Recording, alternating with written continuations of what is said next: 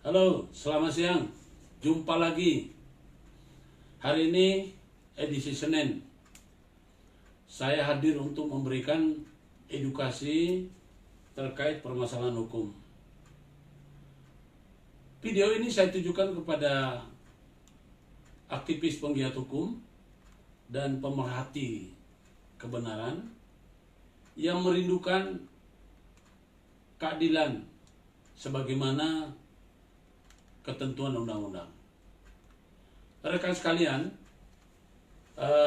baik itu kaum milenial, masyarakat, maupun pekerja hukum. Pertama-tama, atas nama pengacara Guntur Alaremba, aktivis penggiat hukum pejuang kebenaran, saya ingin berbagi baik kepada masyarakat pencari keadilan yang membutuhkan bantuan dari seorang advokat, maupun dari advokat itu sendiri yang menjadi kuasa hukum, penasehat hukum, dan pembela daripada masyarakat yang mencari keadilan. Pertama-tama yang ingin saya sampaikan kepada kita semua bahwa penegak hukum itu, pengacara adalah merupakan bagian dari penegak hukum. Pengacara adalah penegak hukum yang independen. Dia bekerja berdasarkan surat kuasa. Jadi jangan pernah berpikir Anda akan mendapatkan pembelaan dari seorang pengacara yang profesional tanpa didasari dengan surat kuasa. Dalam hal ini saya juga ingin mengatakan kepada saudara sekalian bahwa polisi, sebagaimana Undang-Undang Nomor 2 Tahun 2002, dia adalah pelindung dan pengayom masyarakat. Dalam konteks perkara atau permasalahan hukum, polisi bekerja berpihak kepada korban. Demikian halnya dengan jaksa. Jaksa sebagai JPU atau jaksa JPU sebagai pengacara negara bertindak sesuai dengan Undang-Undang Nomor 16 Tahun 2004. Itu juga berpihak kepada korban dan musuhnya atau rival daripada jaksa yang diatur oleh undang-undang adalah pelaku. Karena di pengadilan dia akan berhadapan-hadapan. Korban akan diwakili oleh jaksa, sedangkan pelaku adalah rivalitas atau lawan daripada jaksa. Jadi masyarakat perlu tahu ini. Ya, kita selama ini ketika melihat jaksa begini-begini kita diam saja. Nah, mulai sekarang ini masyarakat hendaknya tidak boleh diam lagi. Demikian dengan hakim. Hakim itu adalah juri yang harus netral. Dia harus memeriksa pokok perkara, baik material maupun formil. Formil itu adalah ketentuannya, material itu adalah perbuatannya. Jadi formil adalah undang-undang dan undang-undang dan ketentuan yang mengatur, sedangkan material adalah perbuatan dan pelanggaran yang pelanggaran yang dilakukan oleh pelaku. Tetapi dalam pelaksanaan sungguh sangat memprihatinkan. Ya, terkadang pengacara ini ya mohon maaf rekan, tanpa bermaksud menggurui.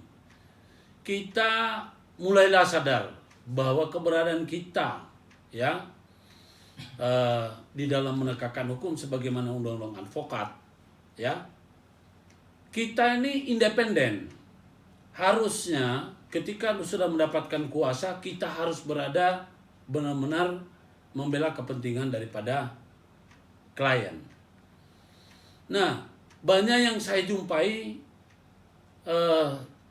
teman-teman atau rekan-rekan dari LBH, karena ditunjuk atau mendapatkan penunjukan dari hakim, mereka tidak bisa terlalu maksimal memperjuangkan kepentingan daripada klien. Ini yang memprihatinkan. Jadi sekali lagi kawan-kawan daripada kaum officio nobile dulu adalah semboyan dari semua aparat penegak hukum. Sedangkan untuk advokat, dia adalah fiat justitia ruat kelum. Artinya dia akan menegakkan hukum walaupun langit akan runtuh. Ini jangan cuma semboyan. Jadi saya minta kepada masyarakat, pilihlah pengacara, jangan karena murahnya, atau jangan karena gratisnya, jangan karena omongannya. Sebab ingat, ketika Anda dibela sama pengacara, sama-sama Anda akan membuang waktu, membuang tenaga, membuang biaya. Lebih baik sedikit saya mengeluarkan biaya agak mahal, tapi ada jaminan. Ketimbang saya ini minta tolong ngemis-ngemis, tahu-tahu saya jadi cilaka. Teman-teman, kepada para penggiat hukum, para lawyer, mohon. Ketika Anda sudah mendapatkan kuasa, mau ada uang atau tidak ada uang, tolong bela secara maksimal kepada masyarakat pencari keadilan. Atas nama aktivis penggiat hukum pejuang kebenaran, saya ingin memberi pesan kepada semuanya, ya, bahwa polisi itu ada sumpah, ya, sesuai dengan Undang-Undang Nomor 2 tahun 2002, mereka bekerja berdasarkan sumpah dan janji. Ya, kalau polisi itu ada diatur pada pasal 23, ya, mereka berjanji. Ya, jadi sumpah atau janji sebagaimana diatur pada pasal 22 dan 23. Jadi itu harus diperhatikan. Kemudian jaksa, nah tolong diperhatikan. Jaksa pun ini punya sumpah. Sumpah jaksa adalah sebagaimana diatur oleh oleh Undang-Undang Nomor 16 tahun 2004. Jaksa memiliki sumpah atau jaksa itu disumpah. Jaksa itu lebih apa? Pada pasal 10, ya, dia harus mengucapkan sumpah. Dan pasal 13 dia itu akan mendapatkan sanksi dipecat apabila dia melanggar sumpah. Jadi kepada masyarakat, ya, hendaknya Anda memperhatikan ini undang-undang semua, ya, bahwa jaksa disumpah, kalau dia melanggar sumpah, ya, dia tidak taat sesuai dengan apa yang dia janjikan, maka dia dipecat dengan tidak hormat. Itu bunyi pasal 13. Lalu undang-undang hakim. Hakim itu, ya, dia berdasarkan Undang-Undang Nomor 2 Nomor 48 tahun 2009. Ya, saya juga perlu memberikan informasi kepada masyarakat. Masyarakat yang dibela atau yang diadili oleh hakim itu harus netral. Kalau hakim itu tidak netral, berarti dia sudah melanggar Undang-Undang Nomor 48 tahun 2009. Ingat, ketika hakim mengadili perkara, menjadi hakim, menjadi wasit, kemudian dia tidak netral, maka seorang terdakwa boleh memecat hakim. Maksudnya memecat hakim itu menolak, ya, sebagaimana diatur oleh pasal 17, ya, itu mempunyai hak ingkar terhadap hakim yang mengadili perkaranya.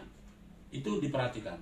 Maksudnya si terdakwa atau pihak berperkara ini merasa curiga, merasa nggak nyaman bahwa hakim ini sudah mulai tidak independen atau sudah mulai istilahnya berpihak, maka saudara sebagai terdakwa boleh mengajukan untuk menolak hakim yang ada yang akan mengadili perkara tersebut.